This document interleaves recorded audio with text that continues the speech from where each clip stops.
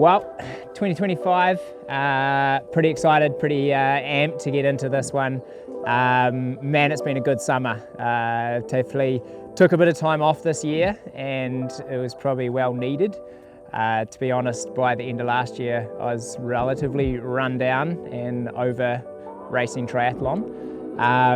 And I think last year I spent just under 8 weeks in my own house. So it's been really nice to be home in New Zealand, adventuring and missioning, and also getting on top of, I guess, life. When you spend that much time away, things seem to end up spread everywhere, and you feel like life's a little bit of a mess. So objective for this summer was all about trying to sort the gear out, sort the place out, simplify stuff, and have a good time, enjoy the family, spend lots of time with the kids, do some good missions, and I really feel like we ticked all those boxes. But before we talk about the year coming and triathlon, I thought you'd show some of the coolest things that I've been up to. This project is one that we did just before Christmas. So we've normally had a container at another place, we've had a garage, and we rent our house quite a lot. So people were coming and going all the time, and I always had everything stored in the garage. But this year, we can simply lock up these doors and everything is stored in here that we don't take overseas. Now, having 2 kids and a lot of bikes tends to take up a lot of space. So we've got all the biking gear, race gear, bike shoes, helmets, Schwalbe tires, of course.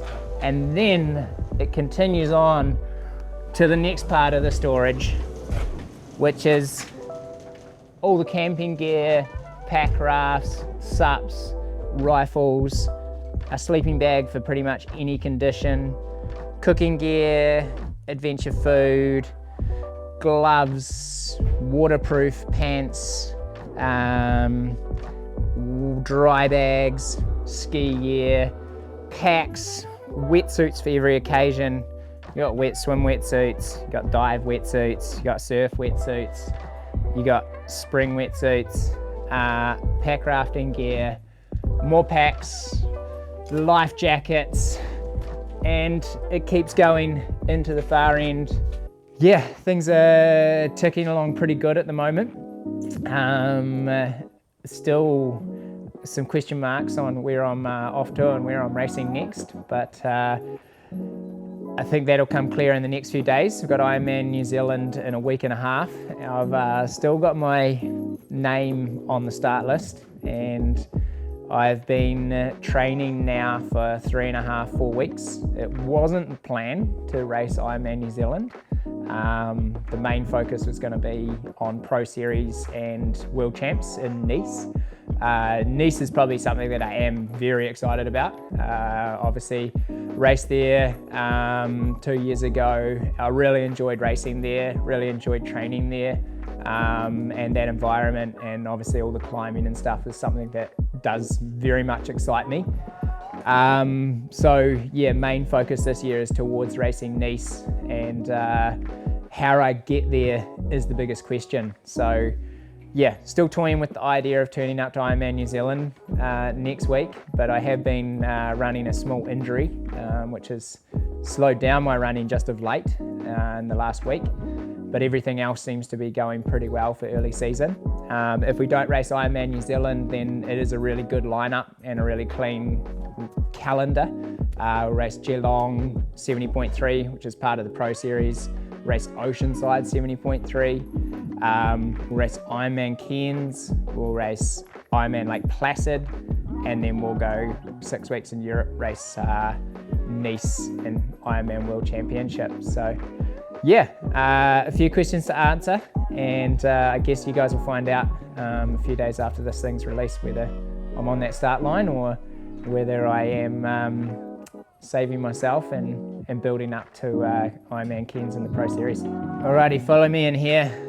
This has been another part of the project in the last week or so, was to turn the garage into a permanent gym space. As you can see, got the treadmill with the lever set up, own screen, wind trainer set up with its own screen, and then Sal's got her reformer, of course, set up with her own screen. But I thought I'd show you this setup. I think last year I really struggled on the bike, and I think obviously Kona, I blew myself to pieces probably in the first 20 minutes, but then I also really struggled to come back. So 2 weeks ago we went down to Invercargill and we're down in the velodrome with Justin. I've worked with Justin before, and he actually set up my first ever bike fit on the felt when I swapped to felt bikes. And I guess a lot of it for me, we had a very short riding position. We also had a very tight hip, and I was getting a lot of like quad fatigue like early on in the race, and whenever I would try and hold what I would sort of perceive as somewhat my Ironman power in aero. And I guess it hasn't really made a lot of sense because it's probably, I know there's always discrepancy between, you know, when you're sitting up on your bars or when you are on a mountain bike or on a road bike compared to the power you can create in, I guess, the aero position. But for me, it was like, it's quite an extreme.